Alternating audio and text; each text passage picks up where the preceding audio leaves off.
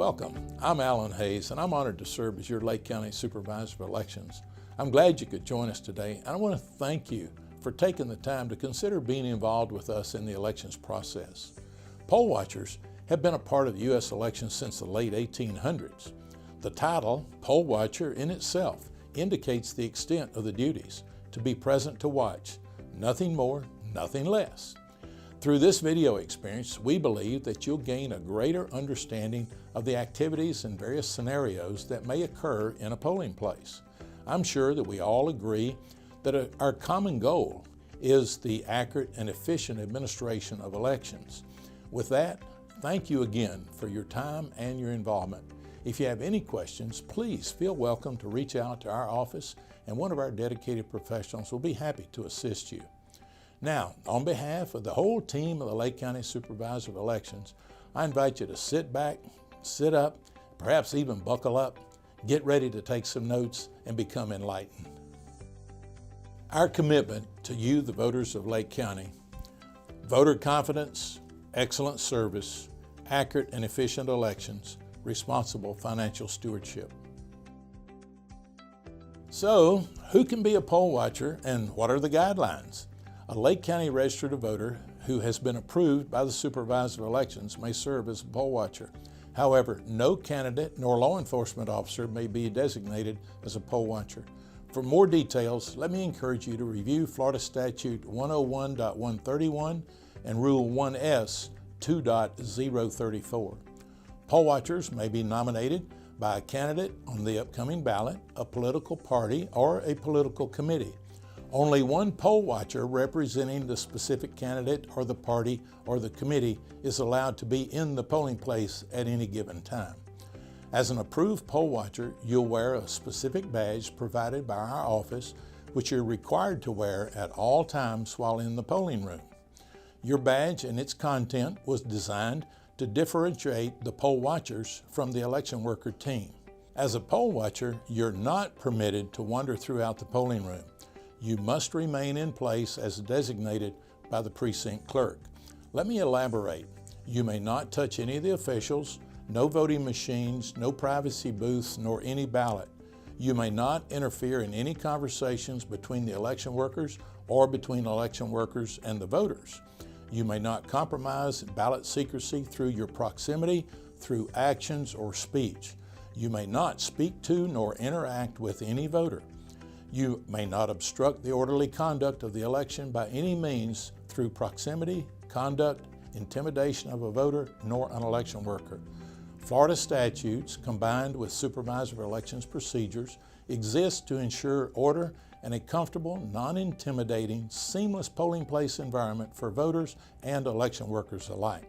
Should you have questions regarding the polling place procedures, you may only approach the precinct clerk, not any other poll worker nor voter. If you're not satisfied with the explanation or the action taken by the clerk, please feel welcome to call the Supervisor of Elections office. Now, let's take a deep dive into polling place components and more, beginning with the polling place equipment. We have the EVID, Electronic Voter Information Device, is the electronic poll book with the list of registered voters in Lake County. Its primary function is to identify the correct ballot type to be issued to the voter. Upon voter check-in, the EVID may provide a variety of tickets such as Startup, Refer to Clerk, Action Required, Do Not Issue a Ballot, or Shutdown. The Express Vote is an Americans with Disabilities Act certified ballot marking device, and it may be used by any voter. It's a multilingual device and features a touch screen and a display that allows voters to easily make their choices and review those selections. An instructional panel provides a visual guide that shows voters how to use the Express Vote. The front access panel boasts a headphone jack, a port for a sip and puff device, and an audio tactile keypad. These functions, combined with high contrast and zoom functionality, allow voters with visual, auditory, and mobility disabilities to control and navigate the ballot with ease. The digital scanner, also known as the DS200, is our precinct tabulation device.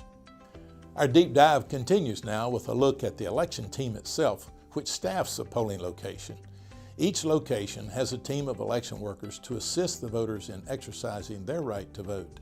The team consists of a precinct clerk who is in charge and responsible for the overall management of the precinct on election day or the early voting site as well. These individuals are all experienced in the administration of elections. Think of the clerk as the boss. They ensure the order within the polling place and make assignments to the various workers. An assistant clerk, who is the backup and assistant for the precinct clerk. We have one or more inspectors who process the voters and issue the ballots. Then we have one or more technicians who assist the voters with the tabulation machine. One or more poll deputies, who are appointed by the Lake County Sheriff's Office, are responsible for maintaining order in the polling place and in the no solicitation zone outside. Every election worker goes through mandatory training for each specific election and for their specific position as well. The size of the election worker team varies according to precinct voter volume. However, regardless of the size or the location, the team operates within the same parameters and guidelines as established by Florida statutes and our Lake County Supervisor of Elections Procedures Manual. Today, our Election Day action begins with voter John at his assigned precinct, ready to exercise his right to vote. He's greeted by the poll deputy who provides access into the polling room. John approaches voter check-in, where he presents the inspector with a current and valid photo identification with his signature on it. There are many valid forms of identification that one may use: a Florida driver's license, a Florida identification card issued by the Department of Highway Safety, a student ID, a United States passport, a debit or credit card with your picture on it, a military identification, a retirement center identification, neighborhood association identification cards, public assistance identification cards, Veterans Health ID cards issued by the United States Department of Veterans Affairs, a license to carry a concealed weapon or other firearms, and an employee identification card issued by any branch or agency or department of the federal government or the state government or a local government as well. The inspector verifies John's registration status and his signature. The voter's address is verified to ensure the voter is in the correct precinct and that the voter will receive the appropriate ballot. Upon verification of that registration status, his signature and his address, the electronic poll book prints a voting pass that the inspector then provides to John. Next, John moves to the ballot distribution station. The election worker collects the voting pass, confirms the ballot style, and issues the appropriate ballot and secrecy sleeve to John. John now moves to a privacy booth to mark his ballot choices. Upon completion of his ballot, John places the ballot in the secrecy sleeve and moves to the tabulation machine. John inserts his ballot into the DS200 and observes the advancement of the counter, knowing that his ballot has now been counted. John returns the secrecy sleeve to the technician and is ready to be on his way. At the exit of the polling place, once again, John is greeted by the poll deputy and provided with an I Voter sticker or My Vote Honors a Veteran sticker. A marker is there so that John can record the name of the veteran that he wishes to honor on that sticker. Thank you for voting, John. If you're observing early voting activity, you can expect some of the same actions that John went through. The difference between early voting and election day activity is that John's ballot would have been printed and issued by the inspectors immediately after check-in and verification of eligibility. In the vast majority of instances at polling places, it's smooth sailing. However, there may be exceptions that are referred to the precinct clerk. What are some of those exceptions? Let's explore. Voter Jamie has arrived and is not able to present a current and valid photo ID with signature.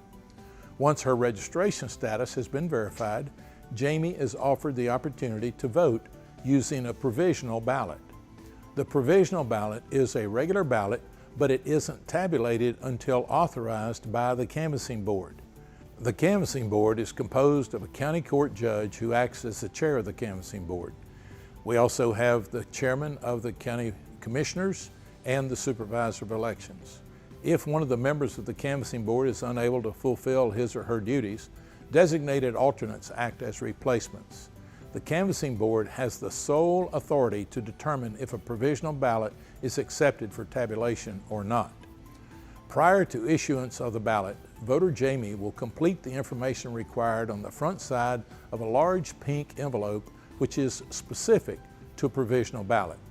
As Jamie completes this task, the clerk completes a multipurpose form. The EVID prints a voting pass enabling the clerk to obtain the correct ballot for voter Jamie.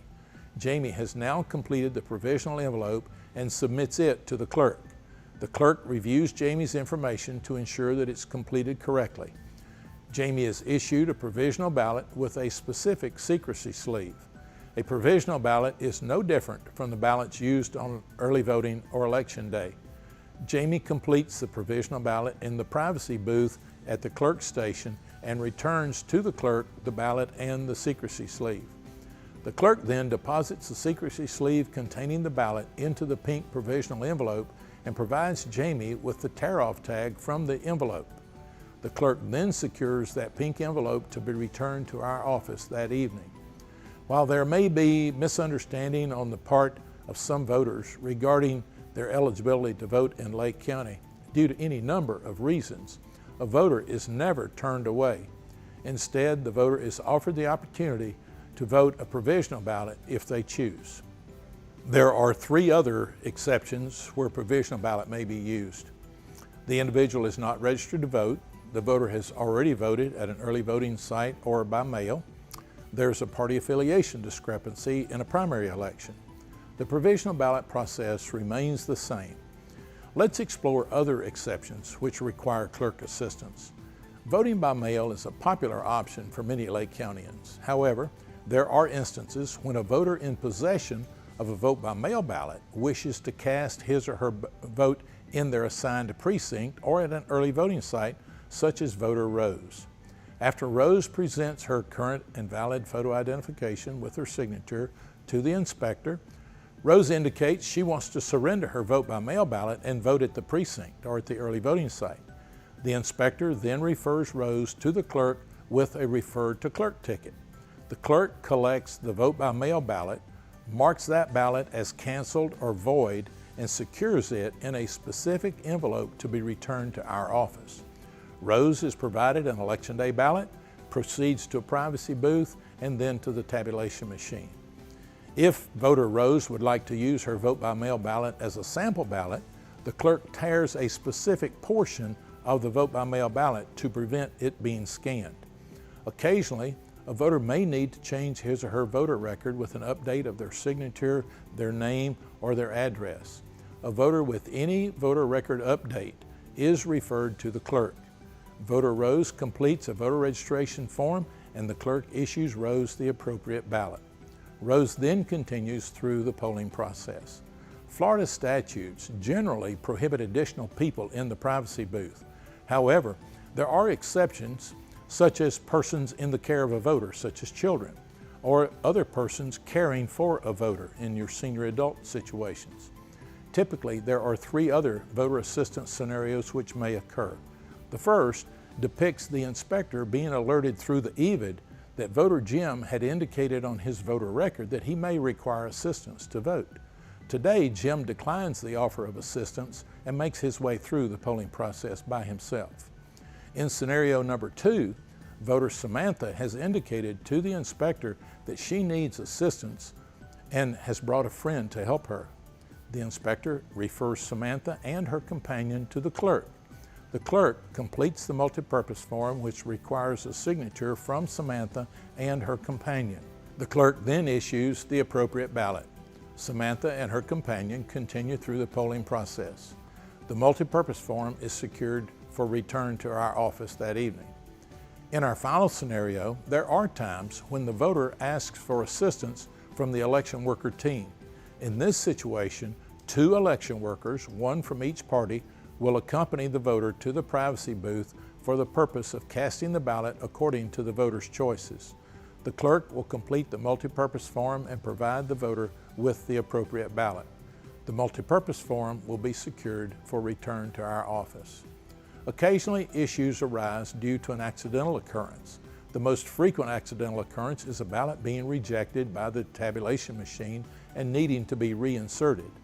This can occur when there is an overvote, which is the number of votes exceeds the maximum number allowed in a contest, or an undervote, where the number of votes is less than the maximum number allowed in the contest. If the ballot page is bent or torn, it too will likely be rejected. In the event of an overvote or an undervote, the voter has the option of correcting the ballot or casting the ballot as marked. In our final scenario, voter Wade makes a mistake while marking his ballot and would like to have a new ballot. The clerk records the incorrect ballot as spoiled and secures it in a dedicated envelope for return to our office. Mismarked ballots are accounted for in the spoiled ballot category upon completion of the precinct report form that evening. Wade is now issued another ballot. Florida statutes indicate that in no case should a voter be furnished more than 3 ballots. Wade inserts his marked ballot into the DS-200 and observes the advancement on the counter, knowing that his ballot has now been counted. Wade returns the secrecy sleeve to the technician and is ready to be on his way. Election workers are the heart of an election. They operate a polling place like a well-oiled machine. Their focus is ensuring that every eligible voter has an opportunity to exercise their right to vote. On rare occasions, there may be equipment issues which require the attention of our clerk or the technician or personnel even from our office. When these issues occur, there is a very deliberate and thorough documentation of each piece of equipment. All counts of votes and ballots are recorded for verification. Rarely, a scanner may become non-functional, for instance, if the power goes out. If so, there is a designated procedure for ballots to be placed in the auxiliary bin of the DS-200 to be scanned later. If the issue is resolved at the polling place, all those ballots that were placed in the auxiliary bin will be processed through the DS-200 by 2 election team members, usually the clerk and the technician, adhering to very strict procedures. If the issue can't be resolved at the polling location, those ballots that were placed in the auxiliary bin are removed and sequestered in a separate, secure compartment of the ballot transport container for tabulation at our office that night. We've covered a lot of ground so far. Please remember, should you have any questions during your observation, see the clerk. Because the clerk is in charge and responsible for the overall management of a precinct, you may need to wait until the clerk becomes available. Once the poll is closed in the evening, the election worker team initiates the closing procedures. With oversight of the precinct clerk, the technician initiates the closure of the tabulation machine.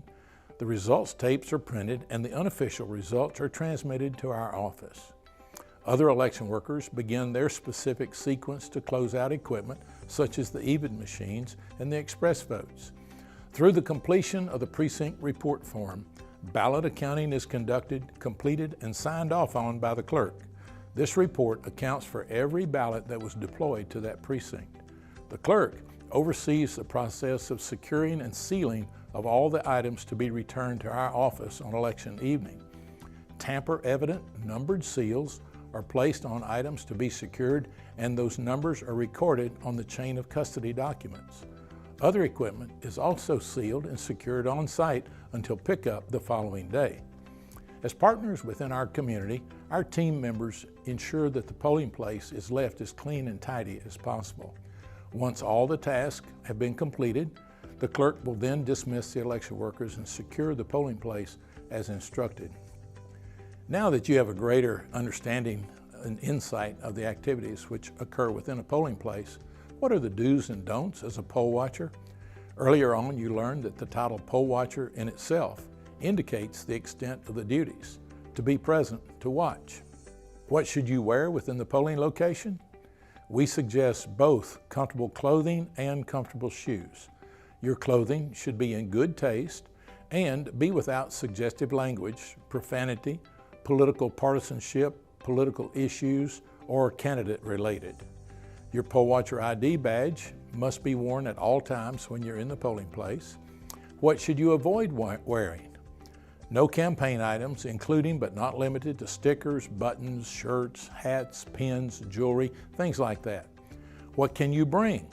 You should bring your own supplies such as writing materials, portable seating, food and beverages, books or other reading materials. However, these items need to be put away and out of sight when the voters are present. What should you avoid bringing? Your laptop or your tablet are not allowed. Your radio, TV, camera, video recording equipment, audio recording equipment. Poll watchers may bring a mobile phone. However, while in the polling room, no recording of any type is allowed. The phones must be on silent, and the phones may not be used to take photos, videos, or recordings of any kind. Photography, video, or audio recording is strictly prohibited. It may not be used to have a telephone conversation either. If you need to have a telephone conversation, you must go outside the polling place and outside the no solicitation area. The talk to text function may not be used in the polling room either. It may not be used in any manner to create a disruption or a disturbance. What do you do when you've arrived? Number one, set your mobile device to silent. Then present your photo ID and your poll watcher badge to the poll deputy to gain access to the polling room. Then go directly to the precinct clerk, present your photo ID and your poll watcher badge to check in. Remember, the precinct clerk is the boss. Let's also remember that as a poll watcher, you're there to observe quietly, and you are subject to the lawful commands of the election board and the poll deputy. The election board consists of all assigned elections workers. Understand, the clerk has a legal obligation to maintain order and may require a poll watcher to be removed from the polling place. Once again, should you have questions regarding polling place procedures, you may only approach the clerk, not any other poll worker nor voter. If you're not satisfied with the explanation or the action taken by the clerk, call the Supervisor of Elections office. On rare occasion, the Supervisor of Elections or the clerk may remove a poll watcher from a polling room. The poll watcher's credentials may also be revoked for unacceptable behavior or failure to comply with any rule, statute, or directions of the clerk. Other items to note: poll watchers and the public are allowed to observe the conduct of voters and officials before the polls open and after the polls close. Electioneering, campaigning, or solicitation within 150 feet of the entrance to the polling room or the early voting area is prohibited. We have tried to cover the most frequent occurrences that you might observe during early voting or on election day. We ask that you seek out the precinct clerk when they're available should you have any questions during your observation, or call the Supervisor of Elections office. Our common goal is to ensure an orderly, comfortable, non-intimidating, seamless polling place environment for the workers and for the voters. Thank you for your time and your attention today. As Lake County Supervisor of Elections, I'm proud of each and every member of our team and their unwavering commitment to administering elections which are professional and transparent. We appreciate your willingness to serve alongside us. Thank you again, and please feel welcome to reach out to our office with any questions.